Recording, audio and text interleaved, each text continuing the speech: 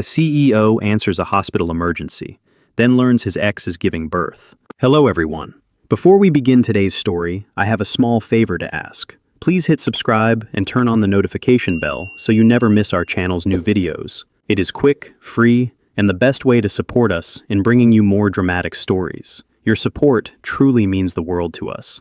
Where are you watching from right now? Drop your city or country in the comments below. Thank you very much.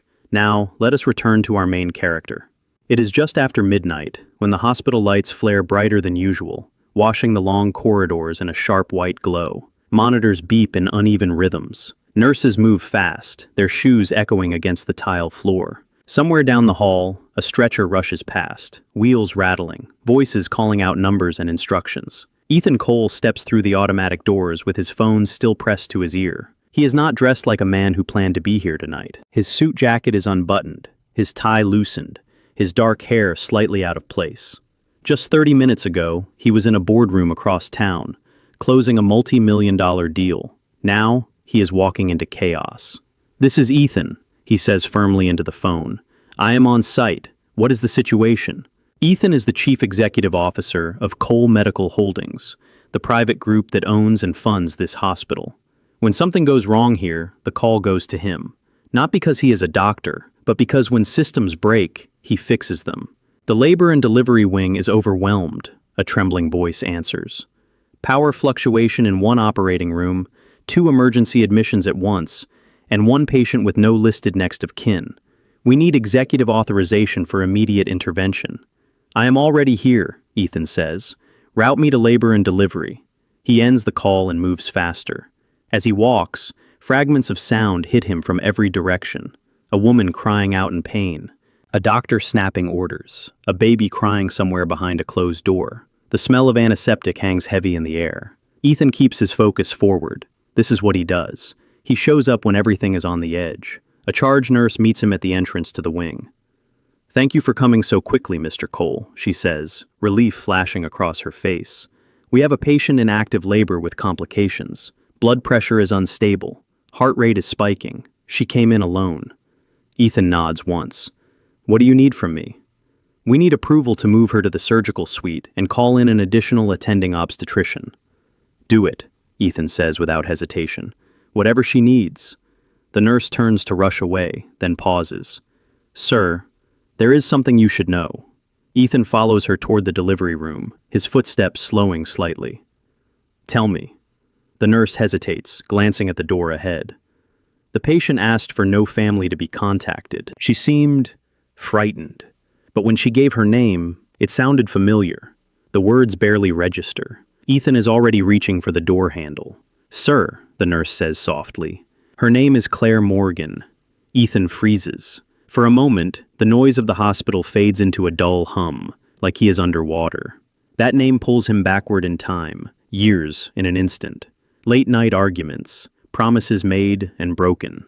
A woman standing in the rain, telling him he never knew how to stay. "That is not possible," he says, though his voice lacks conviction. But his hand is already on the door. He pushes it open. Inside, the room is bright and tense. Doctors stand ready. Machines blink and beep. And on the hospital bed, gripping the rails with white knuckles, her face pale with pain and determination, is the one woman he never expected to see again. Claire. Her eyes lift, unfocused at first, then they land on him. The moment stretches. Recognition flashes across her face, followed instantly by shock. Then something harder, something guarded. Ethan feels his chest tighten as reality crashes down on him. The emergency he rushed in to solve is not a system failure. It is her, and she is about to give birth. The room feels smaller the moment Ethan steps inside. Claire grips the side rails of the hospital bed as another contraction tears through her body. Her breathing is uneven now, sharp inhales followed by shaky exhales. A nurse is speaking to her calmly, counting, grounding her. Machines hum steadily, indifferent to the storm happening in the center of the room. Ethan stands frozen just inside the doorway. For a split second, neither of them speaks. Then Claire looks at him fully, really looks at him, and the shock on her face hardens into something else, something controlled, defensive.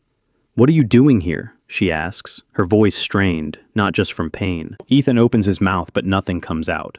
The confident executive who negotiates hostile boardrooms without blinking is suddenly at a loss for words. "I was called," he finally says. "There was an emergency." Her laugh is short and bitter. "Of course you were."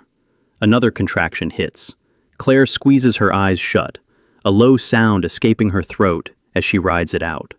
The nurse steps closer, adjusting the monitor, murmuring encouragement. Ethan takes a step forward instinctively, then stops himself. "Do not," Claire says, her eyes still closed. "Do not come any closer." He obeys immediately. The silence between them is thick, filled with everything they never resolved. Years collapse into seconds. Ethan remembers the last time he saw her, how she stood by the door with her coat on, asking him to stay. How he chose a meeting, a flight, a future he thought he could fix later. Later never came. "I did not know it was you," he says quietly. "If I had known, you would have sent flowers?" she snaps, then winces as the pain spikes again. "Or an assistant?" Ethan flinches, but he does not argue. He deserves this. The doctor enters, professional and focused, and begins giving instructions to the team. Claire listens, nodding weakly. Ethan watches every movement, every number on the screen, his chest tightening with a fear he does not fully understand yet. "She came in alone," the doctor says, glancing briefly at Ethan. "No emergency contact listed." Claire turns her head away. Ethan swallows. "I can wait outside if that is better," he offers. "I do not want to make this harder for you." Her eyes snap back to him. "You already did," she says. Then her voice softens, just slightly. "But do not leave." The words hit him harder than any accusation. He nods once. "I am here." Minutes stretch. The contractions come closer together. Claire's strength wavers, and the bravado she has been holding on to begins to crack. Between waves of pain, her breathing turns shallow, panic creeping in around the edges. "I cannot do this," she whispers, more to herself than anyone else. "I thought I could. I thought I was ready." Ethan takes another careful step forward. This time, she does not stop him.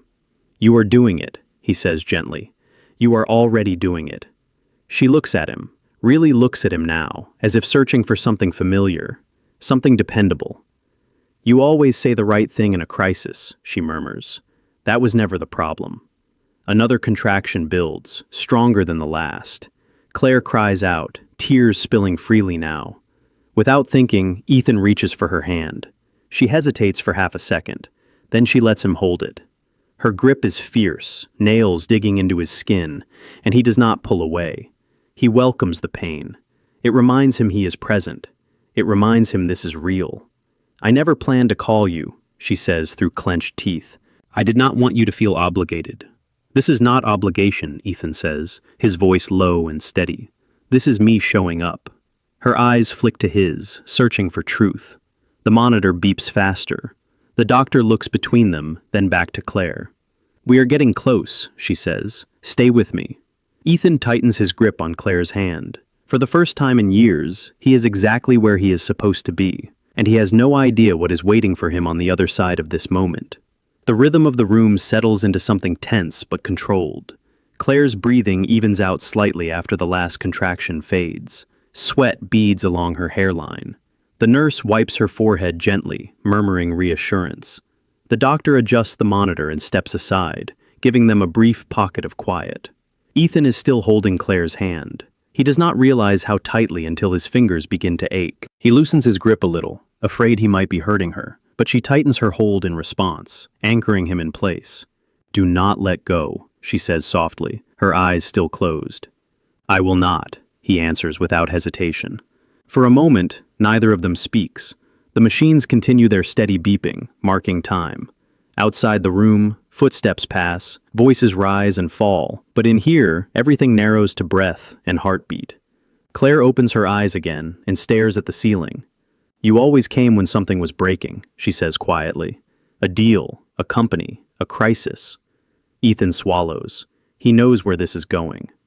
"But when it was me," she continues, "you were always somewhere else." Her words are not sharp. They are tired, worn smooth by years of repetition in her own mind. "I thought I could balance everything," Ethan says. I thought if I just fixed enough problems, there would be time later. I did not understand that later is not promised. She lets out a weak breath that might almost be a laugh. I told you that. I know, he says. I hear it now. Another contraction begins to build, slower this time but deeper. Claire's fingers tense around his. Her jaw tightens as she rides it, her body curling inward. Ethan leans closer, instinctively lowering his voice. Look at me, he says gently. Focus here. Breathe with me. She does, surprising them both. Inhale, exhale. When it passes, she slumps back against the pillows, exhausted. I did not put anyone down as emergency contact, she says suddenly, her voice barely above a whisper. I did not want to explain. I did not want questions. I wanted this to be mine. Ethan nods slowly. He glances at the clipboard hanging at the foot of the bed. The blank space where a name should be is visible even from here. I saw that, he admits. Her eyes flicker toward it, then away. I was afraid, she says, not of the birth, of everything after. Ethan says nothing, but something shifts inside him. The boardrooms, the power, the distance he once thought protected him, all feel useless in this room. A nurse steps closer. We need to prepare for the next phase, she says calmly. Things may move quickly. Claire nods, panic flashing briefly in her eyes before she steels herself again. Ethan feels a familiar urge rise up, the instinct to take control, to issue orders, to fix. Instead, he stays still. What do you need? He asks Claire, quietly, sincerely. She turns her head toward him, studying his face like she is seeing it for the first time in years. Stay, she says. Just stay. I am here, he repeats. Another contraction hits, stronger than before. Claire cries out, her grip tightening painfully. Ethan braces himself, grounding his feet, letting her pain transfer into him in the only way he can share it. Between gasps, she whispers, I told myself you would never choose this. Ethan leans closer, his forehead nearly touching hers. I am choosing it now, he says. Not because I have to, because I want to. Her eyes glisten, but she does not look away. The monitor speeds up again. The doctor steps back into position, voice firm but encouraging. Claire, listen to me. You are doing great. We are going to need you to push when I say. Claire nods, fear and determination mixing in her expression. Ethan tightens his hold on her hand, his heart pounding. In the midst of the medical urgency, one truth settles deeply in his chest. This moment is not about redemption yet. It is about presence. And for the first time, Ethan Cole does not run from it. The room changes the moment the alarms begin to sound. Not loud, not chaotic, just different enough that everyone feels it. The steady beeping of the monitor sharpens, the rhythm turning irregular. The nurse's calm expression tightens as she looks at the screen, then at Claire. Doctor, she says quietly. The doctor steps closer, eyes scanning the readings. Blood pressure is dropping, she says. Claire, stay with me. Keep breathing. Claire nods, but her face has gone pale. Sweat clings to her skin. Another contraction hits, and this one steals the air from her lungs. Her fingers clamp down on Ethan's hand so hard it sends a jolt of pain up his arm. Something is wrong, Claire gasps. Ethan feels it too. A deep, instinctive fear settles in his chest. The doctor straightens. We are seeing signs of fetal distress, she says, her voice firm but controlled. We may need to move quickly. The nurse turns to Ethan without hesitation. She has no emergency contact listed. Are you family? The question hangs in the air. Ethan opens his mouth, then closes it again. The honest answer is complicated. The simple answer feels dangerous. Before he can respond, Claire turns her head toward him, eyes wide and searching. He is someone I trust, she says, forcing the words out between breaths. The doctor nods once. That is enough. She turns back to the team. Prepare for escalation. I want surgical on standby. The room erupts into motion. Equipment is adjusted. A tray is rolled closer. The tension tightens like a drawn wire. Ethan stands there, heart pounding, as the reality of the situation crashes over him. This is no longer a moment he can observe from the edge. This is a moment that demands choice. The doctor looks at him again. We may need consent for emergency intervention if her condition worsens, she says. Are you able to make that call if she cannot? Ethan does not hesitate. Yes, he says, I am. Claire hears him. Her eyes meet his, fear flickering beneath the pain. You do not have to, she whispers. This is not your responsibility. Ethan leans closer, lowering his voice so only she can hear. This is not about responsibility, he says. This is about you and the baby. I am here because I choose to be. Another wave of pain surges through her, stronger than before.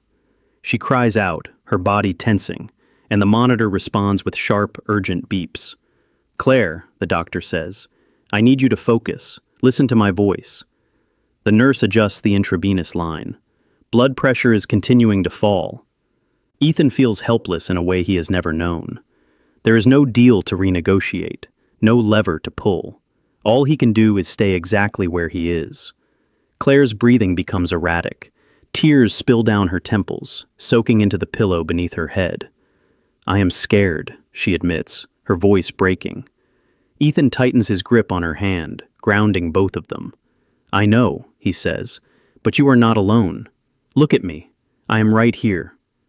She forces her eyes open and locks onto his face. Do not leave, she says again.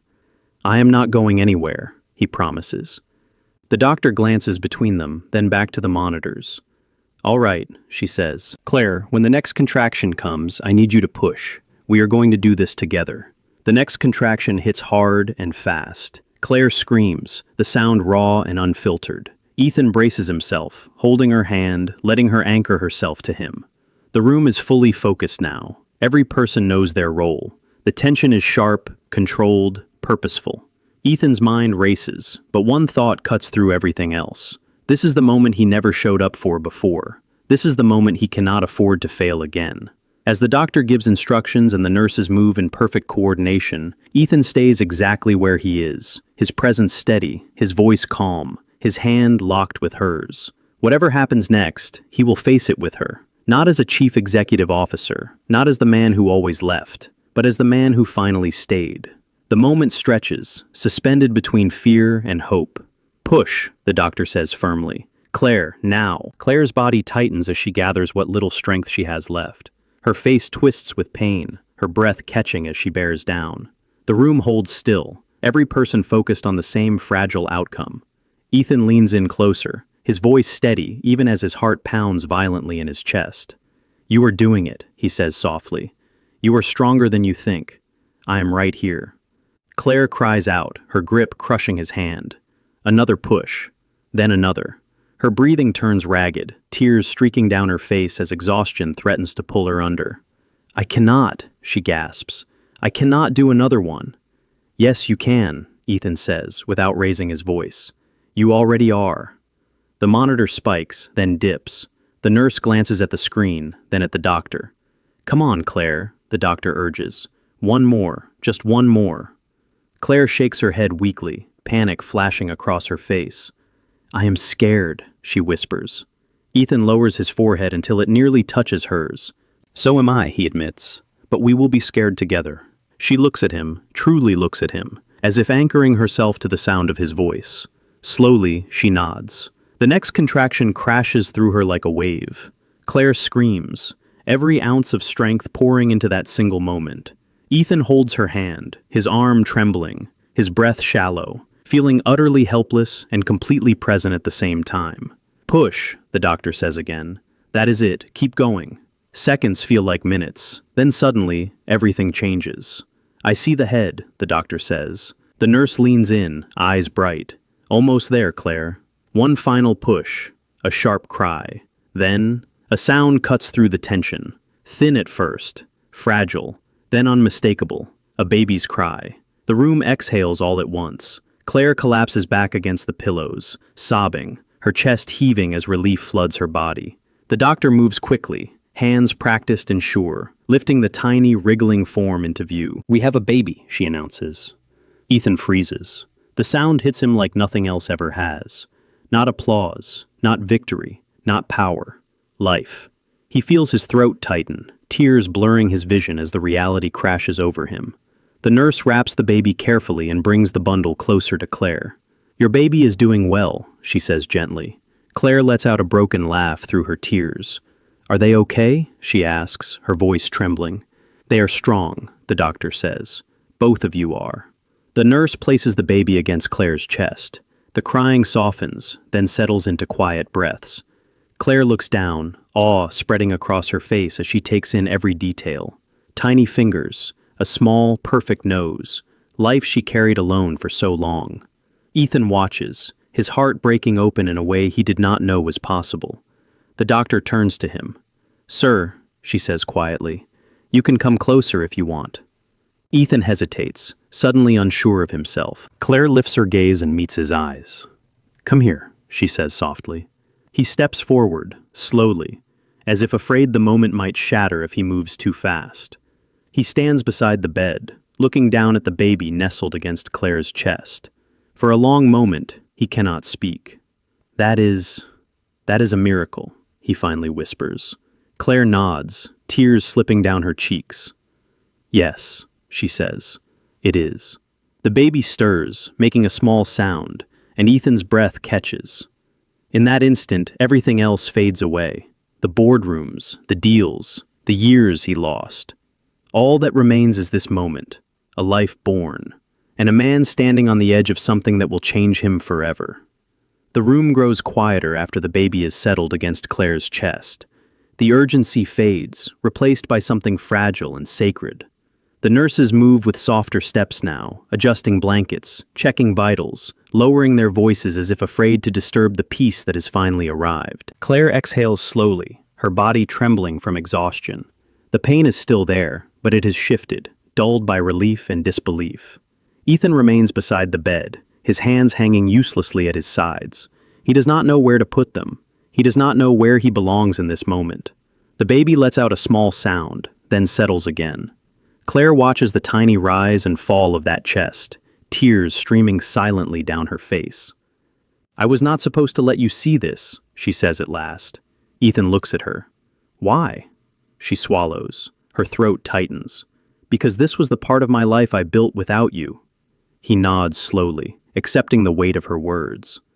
"I did not want to come back to you with questions," she continues, "or expectations, or a child you might feel forced to acknowledge." Ethan's chest tightens painfully. "Claire," she lifts a trembling hand, stopping him. "Let me finish." He does. "When I found out I was pregnant, you were already gone," she says. "Another city, another deal, another promise of later. And I realized something." Her voice shakes, but she does not look away. "If I told you, you would come back out of responsibility, not because you chose us." Ethan closes his eyes briefly. The truth lands with brutal clarity. "You deserved more than that," Claire says. "So did the baby." Silence stretches between them. Ethan opens his eyes again. "And now?" he asks quietly. She looks down at the baby, then back at him. "Now you are here," she says, "and I did not plan for that." He nods. "Neither did I." Another nurse steps in, checking the baby's vitals one last time before smiling. "Everything looks good," she says. "You both did great." As the nurse leaves, the room feels even more intimate.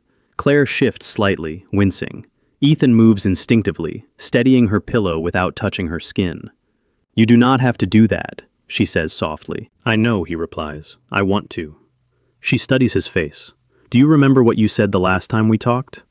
He thinks for a moment, then shakes his head. "I am afraid I remember too many things from that night." She gives a faint, tired smile. "You said you would call when things slowed down." His chest tightens. "I was wrong." "Yes," she says simply. "You were." They sit with that truth.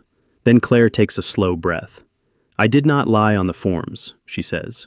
"I did not put a name because I did not want to explain." Ethan glances at the bassinet beside the bed, at the tiny bracelet already secured around the baby's wrist. Is there something I should know?" he asks carefully. Claire meets his gaze, her eyes shining. "There is something you deserve to hear," she says. Ethan's heart begins to race, louder now than any monitor. "The baby is yours," Claire says quietly. "There was never anyone else." The words hang in the air. Ethan feels the world tilt. He grips the edge of the bed, steadying himself as the truth settles deep in his chest. Fear, awe, regret, love. Everything collides at once. "You are sure?" he asks, his voice barely above a whisper. Claire nods. I have always been sure. He exhales shakily, tears finally breaking free. I missed everything, he says. You missed a lot, she agrees gently. But you are here now. He looks at the baby again, really looks this time.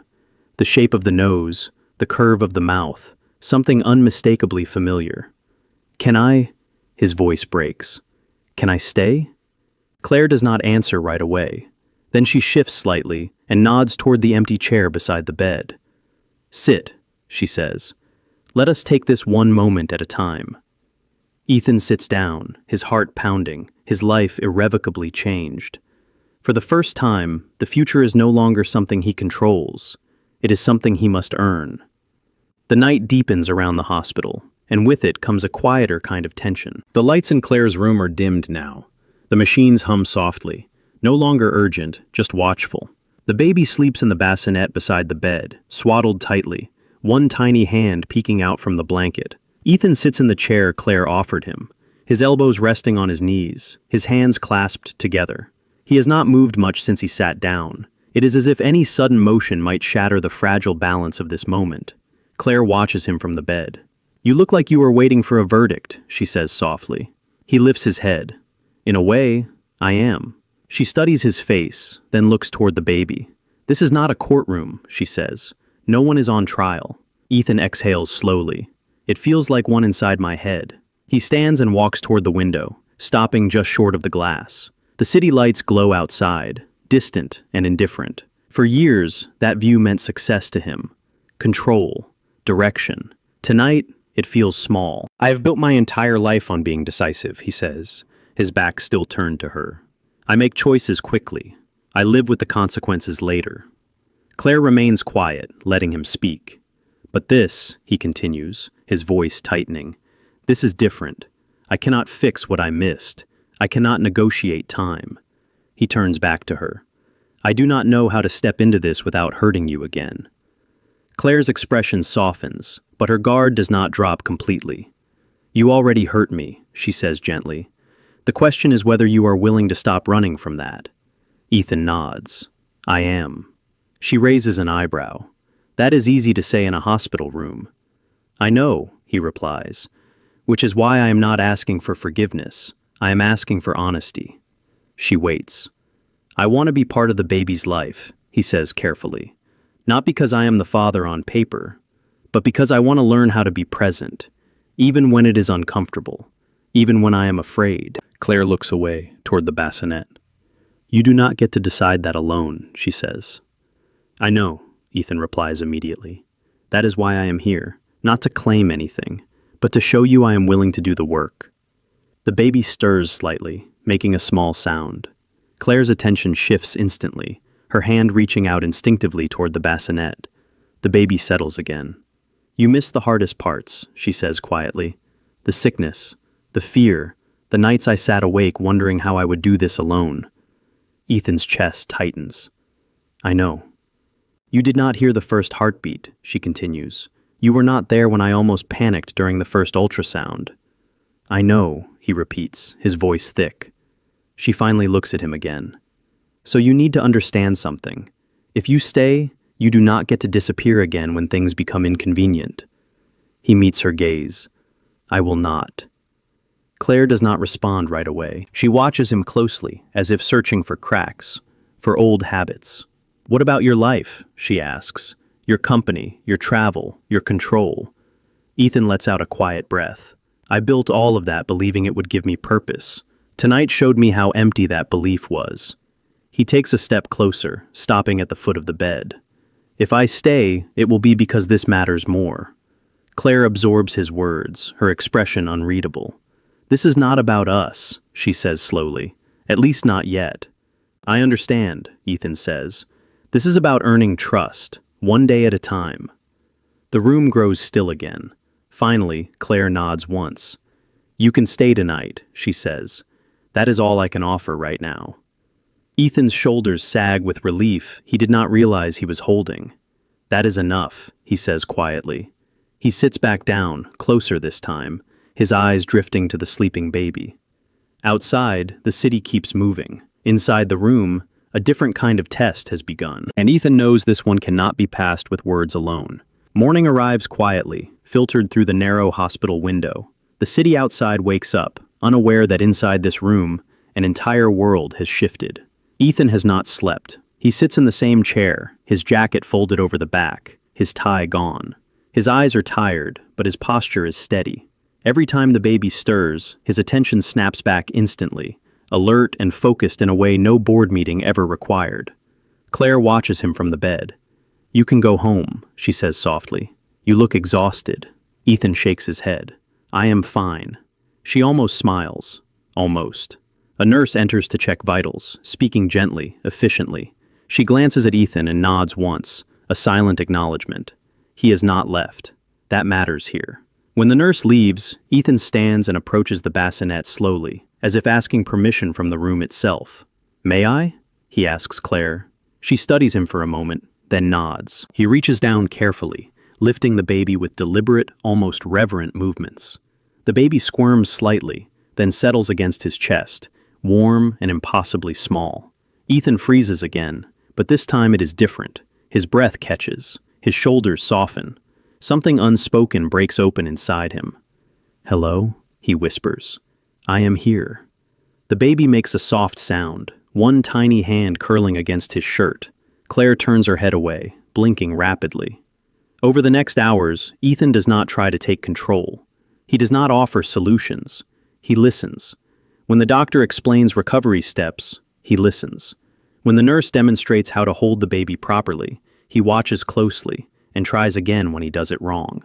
He changes nothing. He learns. When Claire struggles to sit up, he is there, holding the pillow steady.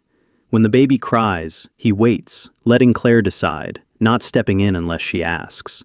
It is the smallest gestures that matter most. At one point, Claire drops her phone on the floor, too tired to reach for it. Ethan bends down immediately, handing it back without comment. "Thank you," she murmurs.